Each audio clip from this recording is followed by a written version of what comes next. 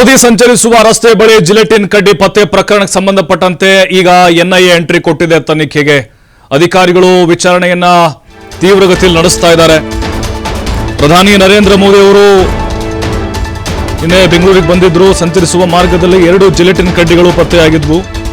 ಆತಂಕದ ವಾತಾವರಣ ನಿರ್ಮಾಣ ಆಗಿತ್ತು. ಈಗ ಎನ್ಐಎ ಎಂಟ್ರಿ ಕೊಟ್ಟಿದೆ. ರಾಷ್ಟ್ರೀಯ ತನಿಖಾ ದಳದವರು ಅನುಮಾನದ ಮೇಲೆ ಒಬ್ಬನನ್ನ ಆಲ್ರೆಡಿ ವಶಕ್ಕೆ ಪಡೆದುಕೊಂಡಿದ್ದಾರೆ. ತೀವ್ರ ವಿಚಾರಣೆ ಮಾಡ್ತಾ ಇದ್ದಾರೆ. ಅವನ್ನ ಕನಕಪುರ ರಸ್ತೆಯಲ್ಲಿರುವಂತಹ ಆರ್ಟ್ ಆಫ್ ಲಿವಿಂಗ್ನ ಧ್ಯಾನ ಮಂದಿರ ಉದ್ಘಾಟನೆಗೆ ಮೋದಿ ಬಂದಿದ್ರು. ಮೋದಿ ತೆರಳುವ 1.5 ಗಂಟೆಗೆ ಮೊದಲು ಈ ಜಿಲೆಟಿನ್ ಕಡ್ಡಿಗಳು ಪತ್ತೆಯಾಗಿದ್ವು. ಕೋರಮಂಗಲ ಠಾಣಾ ವ್ಯಾಪ್ತಿಯಲ್ಲಿ ವ್ಯಕ್ತಿಯೊಬ್ಬನನ್ನ ವಶಕ್ಕೆ ಪಡೆದು ವಿಚಾರಣೆ ಕೂಡ ನಡೆಸಲಾಗ್ತಾ ಇದೆ. ಇನ್ನು ಈ ಕುರಿತು ಶ್ರೀನಿವಾಸ್ ಗೌಡ ಅವರ ನೇತೃತ್ವದಲ್ಲಿ ತೀವ್ರವಾದಂತಹ ತನಿಖೆ ನಡೀತಾ ಇದೆ.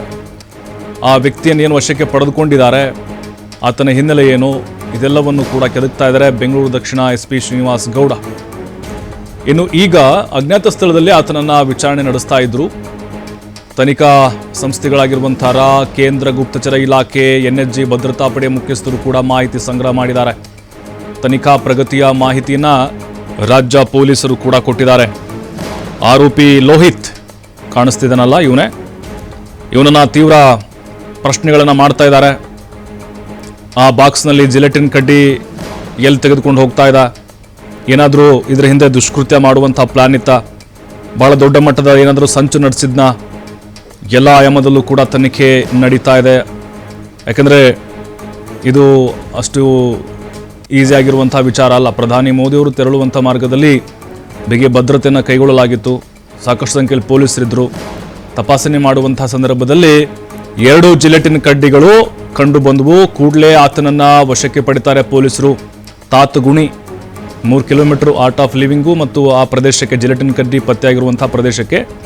ಹಾಗಾಗಿ ಈ ಲೋಹಿತ್ ಏನು, ಈತನ ಹಿನ್ನೆಲೆ ಏನು, ಜೊತೆಗೆ ಈತ ಜಿಲೆಟಿನ್ ಕಡ್ಡಿಯನ್ನ ಯಾಕೆ ತಂದಿದ್ದ, ಏನಾದರೂ ವಿಧ್ವಂಸಕ ಕೃತ್ಯ ನಡೆಸುವಂಥ ಪ್ಲಾನ್ ಏನಾದರೂ ಮಾಡಿದ್ನ, ಎಲ್ಲವೂ ಕೂಡ ತನಿಖೆ ಆದಮೇಲೆ ಗೊತ್ತಾಗಬಹುದು.